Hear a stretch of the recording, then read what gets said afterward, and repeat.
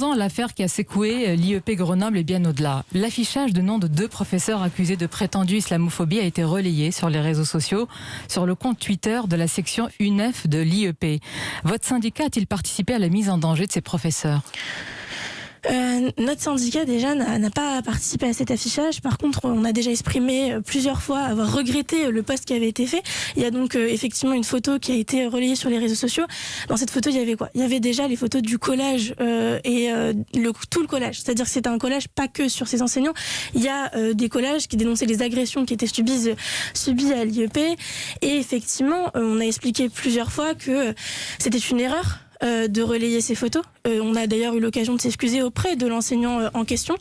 Et c'est une erreur qui était à la fois maladroite parce que en aucun cas la section locale de l'UNEF a voulu mettre lancer une vindicte sur ces personnes-là. Votre soutien clair et franc à ces 2 professeurs dont les noms ont été placardés sur les murs au nom d'une prétendue islamophobie. Mon soutien face aux menaces qu'ils peuvent subir, oui. Par contre, je pense qu'il y a 2 sujets. Il y a un mais ? Non, il y a 2 sujets. Il y a la question du placardage qui est inadmissible et à laquelle l'UNEF ne s'est jamais associée.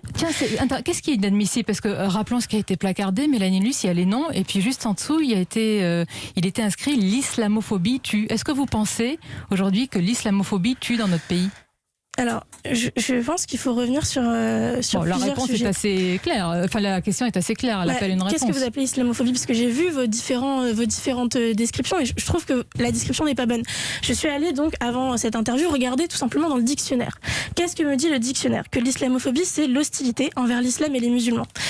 L'hostilité envers l'islam et les musulmans, c'est ce qui a amené effectivement des terroristes d'extrême droite à faire une tuerie sur la mosquée de Christchurch. C'est ce qui a amené aussi l'extrême droite en France Madame Mélanie Luce, incendier une mosquée. Après des accusations d'être islamophobe, Charb et ses amis ont été tués à Charlie Hebdo. Après avoir été accusé d'être islamophobe, l'enseignant Samuel Paty a été décapité dans notre pays. Je vous pose une nouvelle fois la question. Qu'est-ce qui tue dans notre pays ? L'islamophobie ou l'islamisme ? Il y a les 2, et tout simplement. Les 2 ? Vous pouvez me donner un nom de quelqu'un qui a été malheureusement tué à cause de l'islamophobie ? Vous ignorez toutes les victimes de la mosquée de Christchurch. Vous ignorez aussi toutes les victimes de Biarritz il y a quelques années. Pourquoi vous avez du mal à répondre ? Est-ce que c'est parce que j'ai pas de mal à répondre. En aucun cas, a des accointances avec des associations communautaristes sur l'islam politique ? C'est-à-dire que vous avez décidé que l'islamophobie c'était une définition que vous avez acceptée vous-même, mais qui n'a aucune cohérence scientifique. La définition de l'islamophobie, c'est l'hostilité envers les musulmans et l'islam.